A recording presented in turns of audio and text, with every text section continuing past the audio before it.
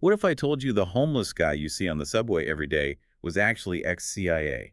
And not just any agent, but one with arrest warrants all over the world. That's John Reese for you. Yeah, the main character from that YouTube recap we're looking at for this deep dive. It really makes you think, Yeah. like, how much do we really know about the people we pass by every day? Right, and the story takes us on a wild ride too. It's not just about catching bad guys. It really dives into these questions of morality and justice. Like, can you ever really justify breaking the law, even if you're doing it for the right reasons? I mean, that's what makes Reese so compelling, right? This whole Rare. gray area he operates in. Absolutely. And the way the story starts, it's brilliant. This crowded subway car, you've got this group of thugs led by Anton. They're looking for Well, trouble. you know it's about to go down. Classic setup. Totally. And who do they pick on? Kreese. He looks like an easy target, right? Maybe a little vulnerable, just wants to be left alone. Yeah, harmless homeless guy, right? Big mistake. You said it.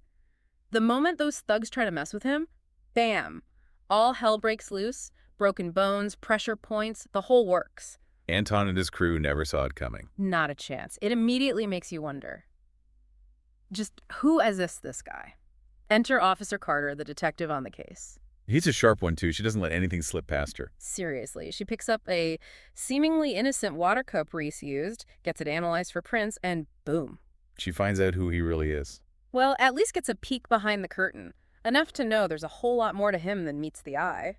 Hints at a past that's dark, dangerous, maybe even deadly. And then there's the whole multiple arrest warrants thing, different countries even. Talk about intrigue. But then, just when you think you're starting to figure Reese out, who shows up? Harold Finch.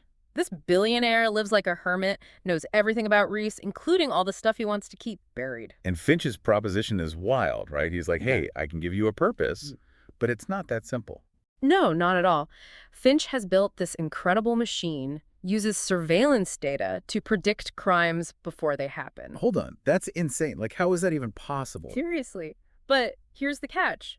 All the machine gives them is social security numbers. Okay, so it's like a puzzle. Exactly.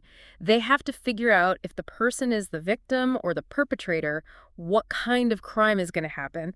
And then there's the whole ethical question. Right, like, is it okay to be using technology like that? I mean, what about privacy? Yeah, the show really makes you think about the implications of this kind of power. Where do you draw the line? So let's talk about the first case Finch and Reese tackled together. A woman named Hanson. Seems pretty simple on the surface. Oh, it's never that simple. The deeper Reese digs, the more tangled it gets. Corrupt cops, vicious gangs, a lawyer named Wheeler who's way over his head. That's how it always goes, right? Mm. There's always more than meets the eye. And it's not just about finding the truth, it's about what Reese is willing to do about it. Remember that scene with the grenade launcher? I mean, he doesn't hesitate to use force. And then there's that crazy standoff with Detective Fusco out in the desert. Yeah, that was intense. Reese plays hardball, that's for sure. He even blackmails Fusco into working with him. It makes you question, is this guy really a good guy? Or is he just a different kind of criminal? Right, he's breaking the law. Even if it's for a good reason, it's still illegal. And then you factor in his background as a trained operative. It's like, how much of what he's doing is about helping people? And how much is just him falling back on the only life he knows? It's hard to say. That's what makes his character so fascinating. He's this walking contradiction, a hero, a villain, or something in between. But then you have the case with Teresa, the girl who should be dead. Right. The machine gives them her social security number, but she was supposed to have died years ago. Murder, suicide, the whole family. Talk about a mystery. This one really gets to Reese, too. It's like it awakens something in him. You see a totally different side to him, a side I don't think even H.E. knew was there. He's not just solving a case. It's personal for him. He needs to find her, to keep her safe. Exactly. It's like this overwhelming need to protect her from, well, everything. A far cry from how he handled the Hansen case, that's for sure. No kidding. With Hansen, it was all business. But with Teresa, there's this empathy, this genuine care. You really see it. And this case introduces us to Solnick, too, the hitman. Ah, Solnick. A hitman with a code. He's fascinating. Refuses to kill kids, even if it means going against his boss. Which is pretty crazy when you think about it. It really makes you question that whole good versus evil thing. Right, like, can you be a bad guy who still has some morals? Where's the line? So then we meet Zoe Morgan. Talk about a fascinating character.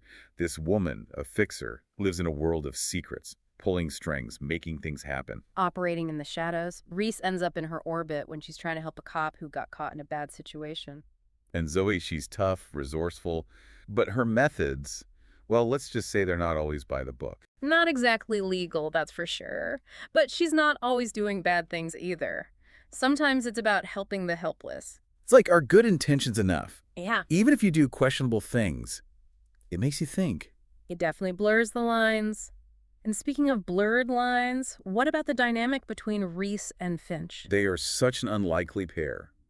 This ex-CIA agent and a billionaire tech genius fighting crime together, it's kind of awesome. Talk about a modern-day Batman and Robin, except way more complex. And their personalities clash all the time. You've got Reese, the man of action, out there on the streets. And Finch, the strategist, calling the shots from his hidden lair. They meet each other, though. Yeah. They make a great team, even if they butt heads sometimes. Like with Joey, the war hero turned bank robber. Oh, yeah.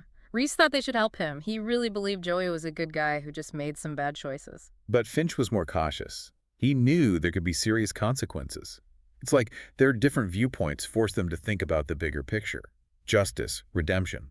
It makes it more than just an action show. You're constantly thinking about the moral dilemmas, like with Dr. Tillman. She wanted revenge on the guy who hurt her sister. Reese understood her pain, but he also knew how dangerous revenge could be. And Finch wasn't exactly sympathetic at first. It really highlights that whole question of when does seeking justice become something else entirely? When does it go too far? And the show doesn't just focus on the big moral questions.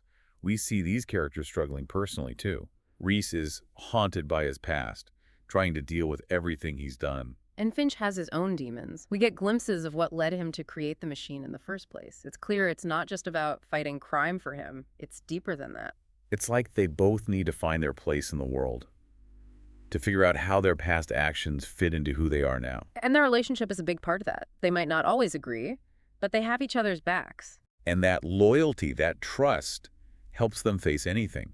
They're not afraid to take on the toughest cases, like when Judge Samuel Gates, known for his honesty, gets targeted by this brutal gang. Talk about intense. They kidnap his son, try to force the judge to betray everything he believes in. The tension in that episode, you're on the edge of your seat the whole time wondering what he'll do. It shows that even the best people can become victims. Even the most righteous can be caught in the crossfire. It really makes you think, would you compromise your values to save someone you love? It's a tough question. And that's the beauty of the show, right? Exactly. It stays with you. It sparks conversations about justice, morality, the choices we make when things get tough. Yeah. And it does it all while being this exciting thriller. It's like a morality play with explosions and car chases. It doesn't shy away from tackling big issues like corruption and abuse of power, but it never feels preachy. It lets the viewer come to their own conclusions, trust them to handle the complex stuff, and that's refreshing. It's so much more than just entertainment. It makes you think about the world, the gray areas, the fact that there aren't always easy answers. It makes you question your own beliefs, and that's what good storytelling should do, right? It really makes you think about, like, the world we live in. You know, the good, the bad, and all that gray in between. But even in all that mess, there's this spark of hope. Like someone's got to be fighting the good fight, even if they have to play dirty to do it. And sometimes, it's the people we least expect. That's what the show does so well. It flips the script. Like you think you know who the good guys are, and then bam, homeless dude on the subway turns out to be some super spy. John Reese is a great example of that. You can't judge a book by its cover. No kidding. Proves that heroism can take all kinds of forms. Sometimes it's not about the big, flashy stuff. It's about the little things, the choices we make when no one's looking, sacrifices we make to protect each other. Even if it means working in the dark. And Reese's journey, it's not all sunshine and roses either. I mean, he's messed up. He's got baggage. He's made mistakes. He's haunted by his past. He's trying to deal with all of that. But that's what makes him so real, so human. He's not this perfect superhero. Yeah, he's flawed. He's struggling. He's trying to figure things out. But he's trying to be better. He wants to make things right. And I think that's something everyone can relate to. We all have those moments, those parts of ourselves we're not proud of. We all have demons to fight. It's that internal struggle that makes Reese so interesting. He's got this darkness in him, this edge. But he also has this goodness, this need to help people. It's a constant tug of war. Like, is he going to give in to the dark side? Or is he going to rise above it? You never really know which way he's going to go. It's like he's walking a tightrope between order and chaos. And that's where he shines. Mhm. He's in his element when things are unpredictable. He's a whirlwind of action and mystery, always one step ahead. But he's also carrying all this weight. He's looking for a purpose, a way to make up for the things he's done. And I think that search for meaning, it speaks to a lot of people. Mm. We all want to know why we're here, what our purpose is. We all have regrets, things we wish we could change. And seeing Reese go through that, it gives you hope. Shows you that it's possible to find your way even when the world feels like it's against you. That even the most unlikely people can become heroes. Yeah. Reese isn't your typical hero. He doesn't have superpowers. He doesn't wear a cape. But he's inspiring in his own way. He shows us that we can all be heroes, that we all have the potential to make a difference. Even if it means getting our hands dirty. Sometimes the right path isn't the easiest one. But it's in those tough moments, those challenges, that we really find out who we are. So as we wrap this deep dive into the world of John Reese, the question we're left with is, what kind of hero will you choose to be? Will you just stand by and watch the world burn? Or will you step up and fight for something better? Even if it means getting a little bruised along the way. That's it for this deep dive, and we'll see you next time.